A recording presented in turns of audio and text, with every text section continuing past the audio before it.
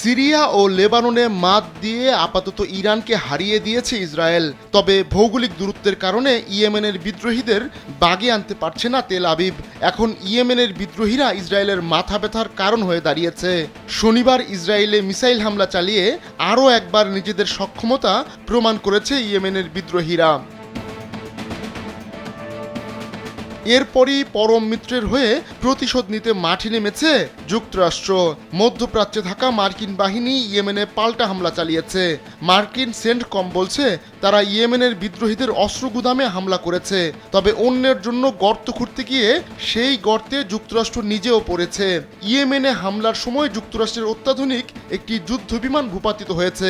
এলো ভিশন মুশকিল আসান অফার। যে কোনো ব্র্যান্ডের পুরনো ফ্রিজ নিয়ে চলে আসুন ভিশন শোরুমে আর নিয়ে যান নতুন ভিশন ফ্রিজ 20% পর্যন্ত ছাড়। মার্কিন সেনাবাহিনী বলছে লোহিত সাগরের ওপর দেশটির নৌবাহিনীর দুজন পাইলট চালিত একটি যুদ্ধ বিমান ভূপাতিত করা হয়েছে।